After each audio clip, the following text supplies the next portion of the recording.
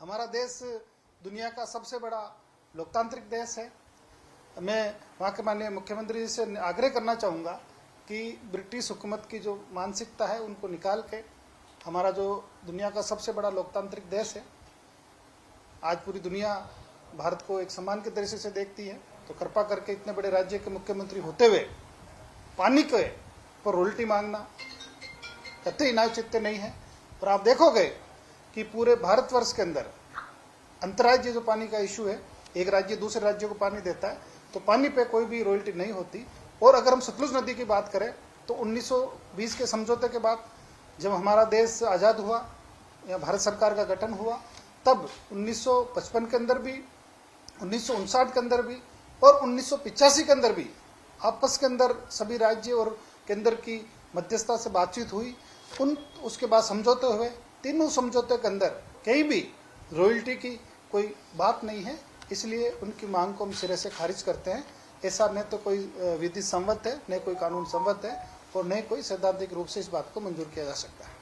मंत्री जी, आप कह रहे हैं ब्रिटिश सरकार के लिए पैसा था, रॉयल्टी थी, 1960 तक अपन पैसा देते रहे, उसके बाद क्यों बंद कर दिया?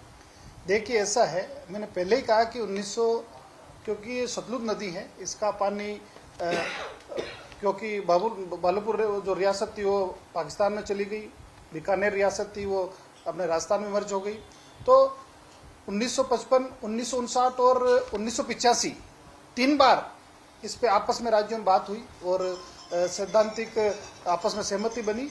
तीनों समझौते के तहत कहीं भी रॉयल्टी की कोई बात नहीं है। 27 तारीख से प्रदेश में नहरबंदी हो रही है, पंजाब रिलाइनिंग का काम करेगा, 45 दिन की नहरबंदी है। कहीं ऐसा ना हो कि राजस्थान पैसा नहीं दे तो पंजाब नहरों से पानी बंद करे। देखिए ऐसा है कि पहले 60 दिन की नहरबंदी होती थी। मैं प्रदेश के मुख्यमंत्री आदरणीय भजन लाल जी का हृदय से आभार प्रकट करता हूं कि उन्हीं के प्रयास से पंजाब सरकार ने जो 60 दिन की नहरबंदी होती थी, अब सिर्फ 45 दिन की नहरबंदी है। और जो 20 मार्च से नहरबंदी होनी थी, हमारी मांग पे 7 दिन उन्होंने बढ़ाई है, अब 27 मार्च से नहरबंदी होनी है।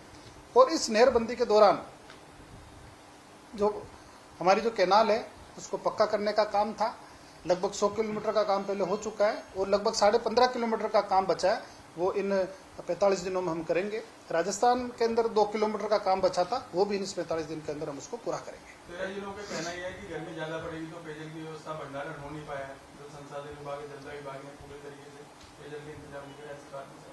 देखिए ऐसा है कि गर्मी हर साल आती है, एक प्राकृतिक और ये ऋतु का चक्कर है जिससे हमारा पूरा जो वायुमंडल है चलता है, ये जरूरी भी है। गर्मी हर साल आती है, इसलिए हमें पहले ही पता था कि गर्मी आ रही है, इसकी एडवांस में हमने तैयारी करी है, ऐसा नहीं है। और ईश्वर की कृपा से पिछले 2 वर्षों से माननीय मुख्यमंत्री जी का पग फेरा राजस्थान के लिए अच्छा है। लगातार 2 वर्षों के अंदर राजस्थान के जितने भी बड़े बांध हैं वो लगभग 90% लबालब है। आज भी कई बांधों के अंदर पानी बहुत अच्छे स्तर पे है, तो पानी की हमारे पास स्टोरेज की किसी प्रकार की कोई कमी नहीं है। पर्याप्त मात्रा के अंदर अलबत्ता सरप्लस पानी हमारे पास है देने के लिए। पंजाब को ये मुद्दा क्या वहाँ के चुनाव से पहले ध्यान आया, ये इलेक्शन का एजेंडा हो सकता है, आने वाले चुनाव तक इसको जिंदा रखें? देखिए निश्चित रूप से उनकी बात से यही लग रहा है कि सिर्फ और सिर्फ ये चुनावी एजेंडा है, क्योंकि 2019 की वो बात कर रहे हैं, आज 1920 की बात कर रहे हैं, आज 2026 आ गया। तो इतने लंबे अंतराल के बाद इस तरह की बात करना सीधा साधा इसका यही है कि कोई राजनीतिक स्टैंड, राजनीतिक मुद्दा होगा उनका। इससे पहले अकाली दल ने भी जो मीटिंग की थी कुछ दिनों पहले, उन्होंने भी कहा था कि अगर हमारी सरकार बनती है तो राजस्थान को जो पानी जा रहा है उसको हम बंद करेंगे, क्योंकि पाकिस्तान पंजाब का हिस्से का पानी पंजाब के पास रहना चाहिए। देखिए ऐसा है कि पानी एक प्राकृतिक संपदा है और अंतर्राज्यीय पानी का जो इशू है, बंटवारा है, कोई एक दूसरे से का राज्य का पानी दूसरे राज्य में जाता है, तो सबकी कंट्रोलिंग भारत सरकार करती है और केंद्रीय जल आयोग इसका बना है।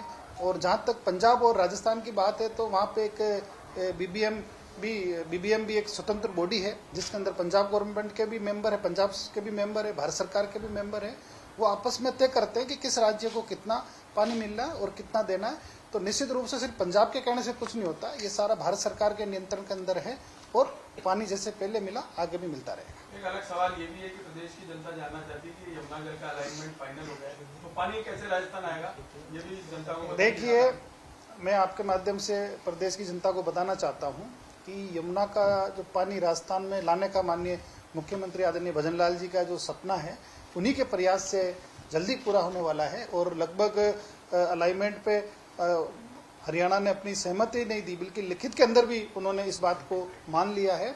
हमारी DPR 100% कंप्लीट है। सिर्फ बात इस पे लगी है कि हरियाणा को पानी पीने का हमें कहाँ देना है, तो जल्दी दोनों राज्य बैठ के इस पे भी निर्णय लेंगे। और हमारी पूरी DPR बिल्कुल कंप्लीट है, जिसकी लागत करीब 32,000 करोड़ रुपए के लगभग है। सुरेश जी, क्या भगवंत मान ने सिर्फ ये बयान किया या कोई चिट्ठी भी इस बाबत आपको भिजवाई है कि ये इतना पैसा बकाया या हमें दे दीजिए? देखिए, ऐसा है कि मैं आप लोगों से वार्ता करने से पहले विभाग से मैंने इस चिट्ठी के बारे में पता किया है। अभी तक हमारे पास इस तरह की कोई चिट्ठी नहीं है, और हमारे पास अगर उनकी कोई चिट्ठी आती है तो निश्चित रूप से विधिक राय लेके हम उस पर आगे बात करेंगे। सर, केंद्र में भी आपकी सरकार है, इस तरीके की जो आपने विगत दिनों समझौते किए हैं, क्या लगता है कि ये जो समझौता है जो पंजाब सरकार से जो था, इसके ऊपर रिव्यू करने की जरूरत है? देखिए, ऐसा है कि अंतर्राज्यीय नदी और अंतर्राज्यीय जो जल है उसके विवाद को लेके आपस के अंदर सभी राज्य अपने अपने हित की बात करनी भी चाहिए, इसके अंदर कोई बुरी बात नहीं है। लेकिन जो भारत सरकार है वो एक स्वतंत्र रूप से सभी राज्यों के हित को ध्यान में रखते हुए उनकी मध्यस्थता के अंदर समय समय पे हमारी मीटिंग होती रहती है। पहले भी हुई है, अभी भी हो रही है, आगे भी होती रहेगी। जो न्यायोचित और जो सही निर्णय है वो भारत सरकार लेती है। पंजाब में आपकी सरकार बनती है बीजेपी की, तो क्या लगता है आपको किस तरीके से कुछ बदलाव होंगे जैसे मध्य प्रदेश के साथ हुआ है? देखिए, निश्चित रूप से जब समान विचारधारा के लोग आते हैं और जब वहाँ हमारे अनुकूल सरकार बनेगी तो इसमें कोई सोचने की बात नहीं है कि अनुकूल भी कार्य होंगे। इसका ताज़ा उदाहरण हमारे पास मध्य प्रदेश सरकार का है। जब वहाँ पे हमारी अनुकूल सरकार नहीं थी तब हम वहाँ काम नहीं कर पाए थे, और जब राजस्थान में कांग्रेस की सरकार थी, जब उनके ही अनुकूल सरकार थी, तब उन्होंने प्रयास किए थे, तब वो कुछ नहीं कर पाए थे। उल्टे ही कमलनाथ जी सुप्रीम कोर्ट चले गए थे। लेकिन ये भारतीय जनता पार्टी की सरकार है। भारतीय जनता पार्टी की रीति नीति भी यही है कि सर्वस्पर्शी, सर्व समावेशी और सबको साथ लेके सबका साथ सबका विकास। इसका ताज़ा उदाहरण मध्य प्रदेश और राजस्थान है। धन्यवाद। क्या आप लोगों ने प्रेशर माउंट किया BBMP में मेंबरशिप के लिए? क्या ये तो एक वजह नहीं है कि पंजाब बौखला गया आपकी? देखिए, नगर के गांव 11 टीके में